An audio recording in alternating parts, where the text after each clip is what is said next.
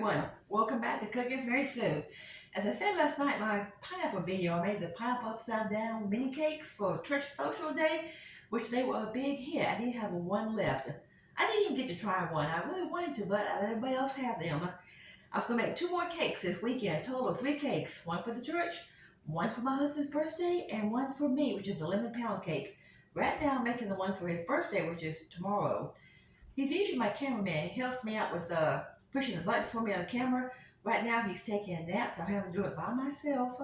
So I may have to edit out a few parts if I have to run back and forth to the camera. I noticed I had some technical errors on the video last night because I had not videotaped in quite a while and I kind of forgot certain things I shouldn't have forgot. Like don't tape when you're on the selfie side. When you tape on selfie, all the letters look backwards. This time they won't. I've got my batter all mixed together. He's diabetic, so I have to use sugar-free.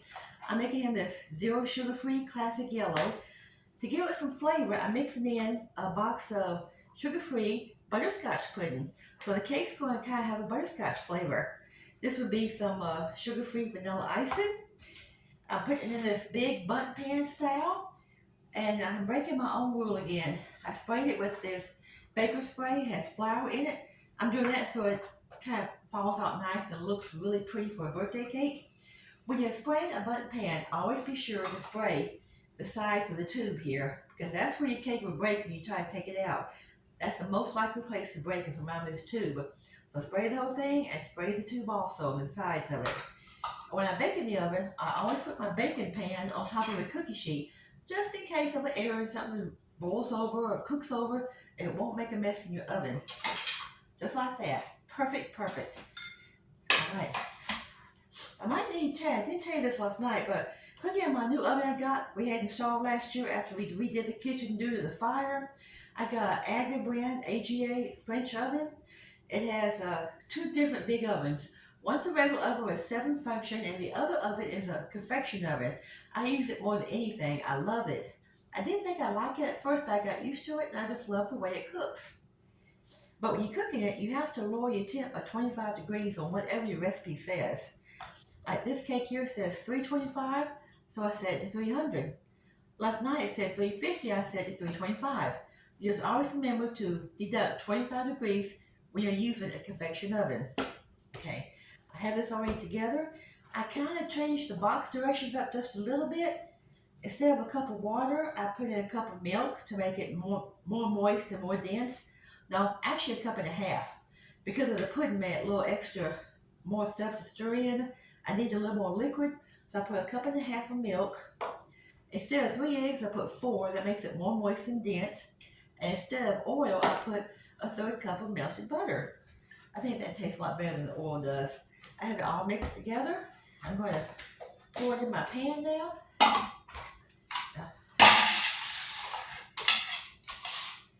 And it's going to cook, let me see how long this cooks in a Bundt style.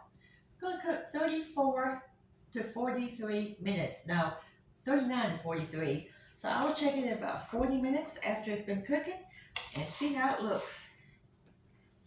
This is such a tall, such a wide Bundt pan. I don't think the cake's going to be very tall, but it's going to be wide. I've never made a Bundt cake this big around. It probably would have held 2 boxes, come to think of it. But if it needs to, that would be for another future video someday. When I use it again, I'll know. Most Bundt pans I've used before have been not quite this round and taller.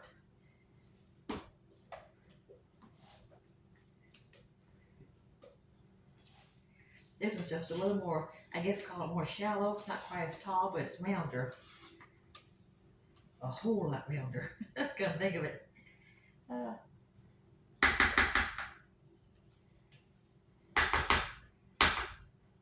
That's almost out, a little bit left.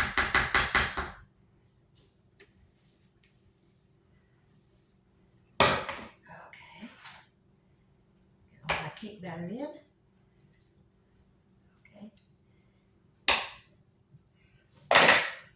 Now I'm trying to spread this around a little bit.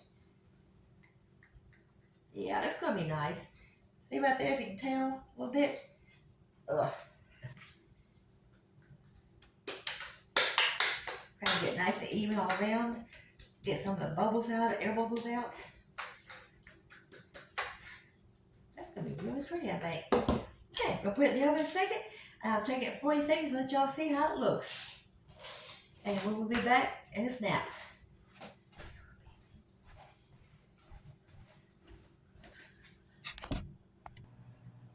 Well, we're back. Cake's out of the oven. It's been out for about, good 15-20 minutes.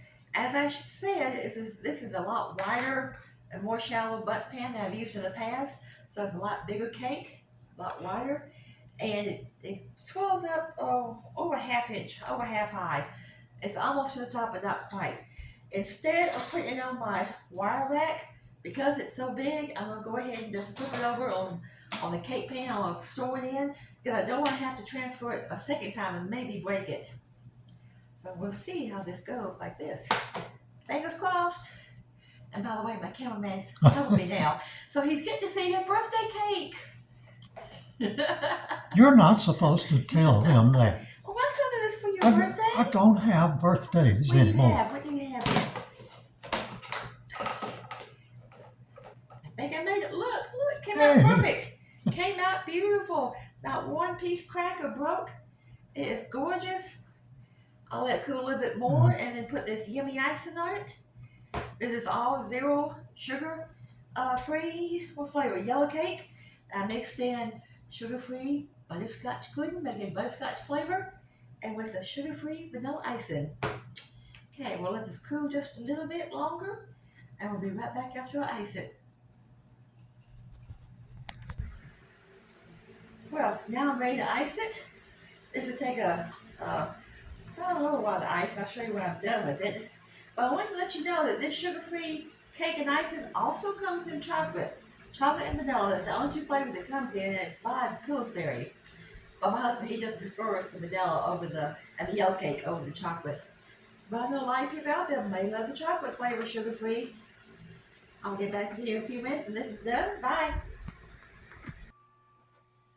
There now, we're done. It's all iced. It's about the best I can do on icing. I'm not a professional baker or a cake maker, but it looks pretty good. I'm going to go ahead and line it up, see how it looks lit up for a few seconds. Although his birthday's not really till tomorrow. And these are not the trick candles that don't blow out. I used those one year. These really do blow out. That is pretty. That's an all sugar-free birthday cake. Yellow cake mixed with a little butterscotch sugar-free pudding inside for flavor and sugar-free vanilla icing. You want to blow your candles out now? You can blow them out twice, tonight and tomorrow. Make a big wish. Oh, it should be on this side. That's okay. I think you blocked the camera. Should we try that again? Okay.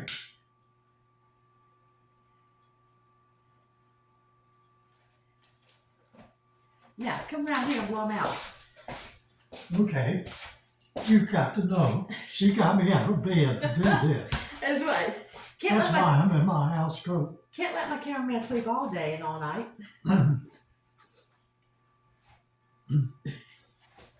Oh, make a wish. Okay. Oh, you get your wish. You got them all out. Great. We'll call this a wrap. I'll make my last cake, my third cake in a few days. I'm too tired tonight to do another one. But for me, I'm making my lemon pound cake in a loaf pan. But for now, here's his birthday cake. Happy birthday, Claude. I'll see you on my next video. Y'all have a good night and a blessed week. Bye.